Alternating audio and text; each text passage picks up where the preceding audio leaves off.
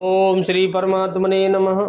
यथार्थ गीता अध्याय 7 और श्लोक 26 और 27।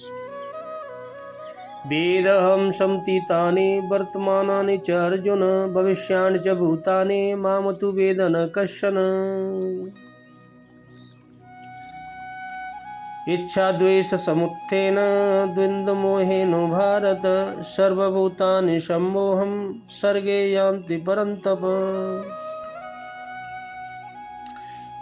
श्री भगवान बोले, हे अर्जुन, पूर्व में व्यथित हुए और वर्तमान में स्थित तथा आगे होने वाले सब भूतों को मैं जानता हूँ, परंतु मुझको कोई भी श्रद्धा भक्ति रहित पुरुष नहीं जानता।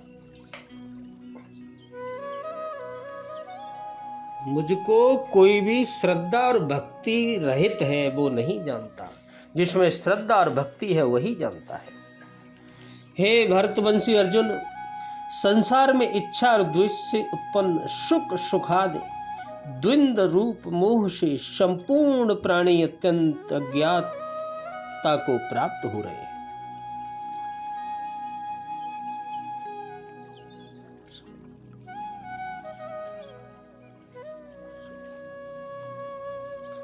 भगवान बोले, अर्जुन, मैं अतीत वर्तमान और भविष्य में होने वाले संपूर्ण प्राणियों को जानता हूँ, परंतु मुझे कोई नहीं जानता। क्यों नहीं जानता? हे भरतवर्षी अर्जुन, जो इच्छा और द्वेष अर्थात राग द्वेष आदि द्वंद्व के मोह में संसार के संपूर्ण प्राणी अत्यंत मोह को प्राप्त हो रहे हैं, इसलिए मुझे नहीं जान पाते। क्यों? तो क्या कोई जानेगा ही नहीं। योगेश्वर कृष्ण ने कहा, यह भूतानि पद किसका वाचक है? तथा पूर्व में व्यतीत हुए, वर्तमान में स्थित और आगे होने वाले सब भूतों को मैं जानता हूं। इसका क्या भाव?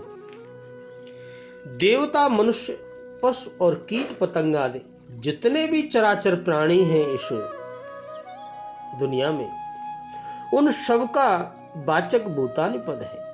भगवान कहते हैं कि वे सब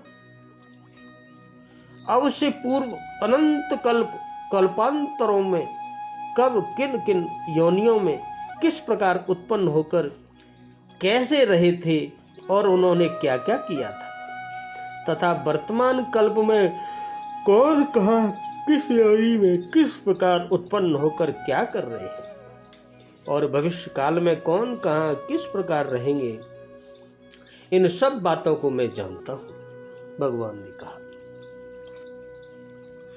यह कथन भी लोक दृष्टि से ही है, क्योंकि भगवान के लिए भूत भविष्य और वर्तमान काल का भेद नहीं है। उनके अखंड ज्ञान स्वरूप में सभी कुछ सदा सर्वदा प्रत्यक्ष है। उनके लिए सभी कुछ सदा वर्तमान है। वस्तुतः समस्त कालों के आश्रय महाकाल वे ही है, इसलिए उनसे कुछ भी छिपा नहीं है। यह तू के प्रयोग का क्या अभिप्राय है? जीवों से भगवान की अत्यंत विशेषता दिखलाने के लिए तू का प्रयोग किया गया है। कश्चन पद किसका वाचक है? और अर्थ में उसके साथ श्रद्धा भक्ति रहित पुरुष यह विशेषण जोड़ने का क्या अभिप्राय है? इसी अध्याय के 3 श्लोक में भगवान कह चुके हैं, कोई एक मुझे तत्व से जानता है, और इसी अध्याय के 30वें श्लोक में भी कहा है, अधिभूत अधिदेव और अधियज्ञ सहित मुझको जानते हैं। अधिभूत अधिदेव और अधियज्ञ सहित। इसके अतिरिक्त 11वें अध्याय में कि 54वें श्लोक में भी भगवान ने कहा है, अनन्य भक्ति के द्वारा मनुष्य मुझको तत्व से जान सकता है, मुझे देख भी सकता है और मुझ में प्रवेश भी कर सकता है। किससे? अनन्य भक्ति से।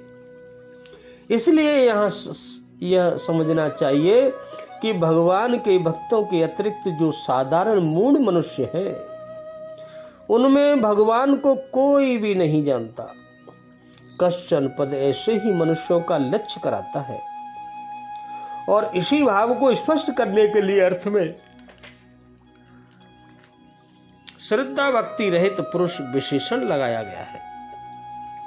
अगले श्लोक में राग द्वेष जनित द्वंद्व मोह को ही न जानने के कारण बतलाया गया है।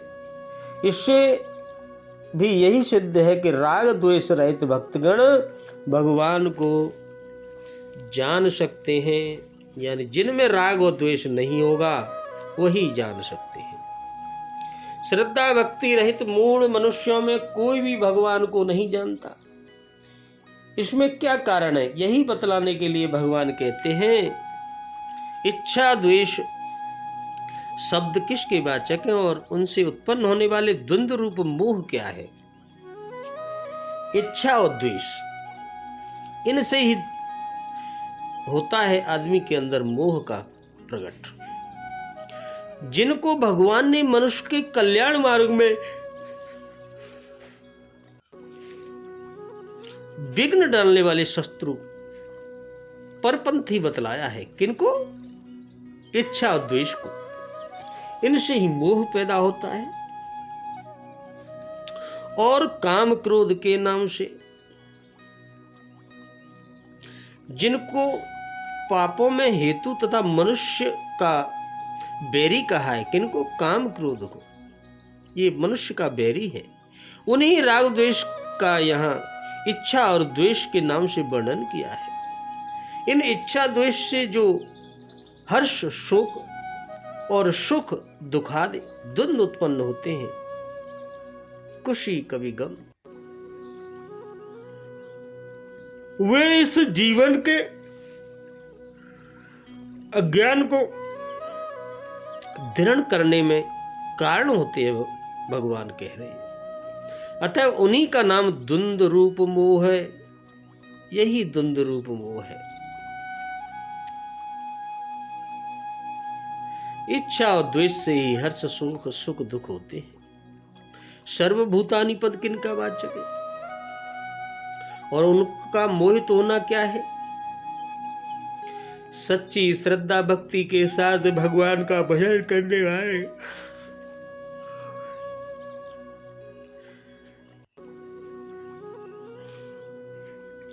भजन करने वाले भक्तों को छोड़कर शेष समस्त जन समुदाय का वाचक यहाँ सर्वभूतानि पद है। श्रद्धा और भक्ति के साथ जो भजन करते हैं वही भक्त है।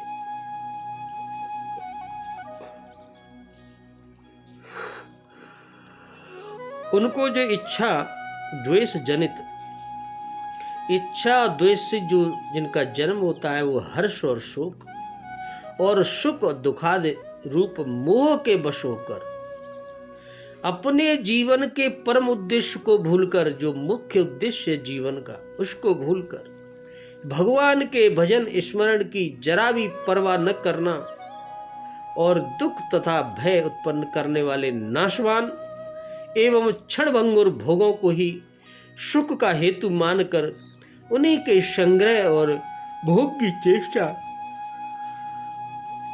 करने में अपने अमूल्य जीवन को नष्ट करते रहना है। यही उनका मोहित होना है। भूतानी के साथ सर्व शब्दादि का प्रयोग होने से ऐसा भ्रम हो सकता है कि सभी प्राणी द्वंद्व मोह से मोहित हो रहे हैं, कोई भी उनसे बचा नहीं। अतः ऐसे भ्रम की निवृत्ति के लिए भगवान फिर आगे बताएंगे। बोलो राधे राधे, जय श्री कृष्ण।